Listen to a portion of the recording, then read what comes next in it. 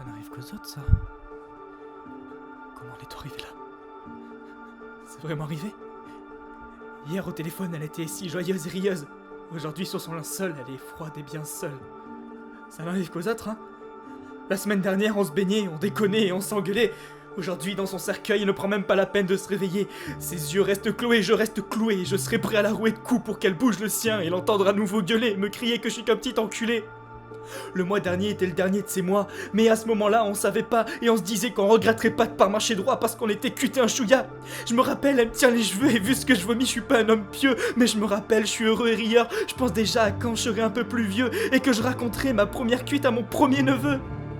Et le lendemain, sous un ciel bleu, on prévoyait déjà des jours ambitieux.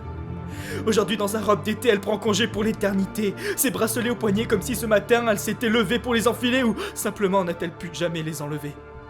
Il y a un an, j'étais encore un enfant, et pourtant, en rentrant dans ma chambre, je trouve des capotes. Les regardant, je serre les dents, mais maintenant je le sais, heureusement qu'elle me les a discrètement données. Dans l'ombre, toujours à surveiller la mienne, elle m'agaçait, et pourtant, elle me couvrait à chaque fois qu'elle le pouvait. Aujourd'hui, je m'interroge sur cette odeur de brûlé. On ferme la porte, répondant que c'est l'été qui joue encore de ses chaleurs. Je comprends donc qu'on a fermé à jamais le capot et qu'après l'avoir incinéré, on l'a mis dans un simple pot. L'échappement de celui sous la voiture dans lequel elle était avait-il cette odeur ou l'éthanol de l'alcool imprégnait-il toute la scène du crime? Il y a 22 ans, cette petite fille est née dans les bras de ma mère et elle a évolué sans jamais se douter que c'est à l'arrière d'une voiture qu'elle finirait. Tout ça pour protéger quelqu'un qui n'a jamais été en danger. Et aujourd'hui, il a privé une mère, un père et un frère d'un des êtres les plus aimés qu'il n'ait jamais porté dans leur cœur, désormais meurtri pour cette même durée. Mais ne vous en faites surtout pas. Continuez de consommer, de vous amuser. Ce genre d'histoire n'arrive qu'aux autres, n'est-ce pas?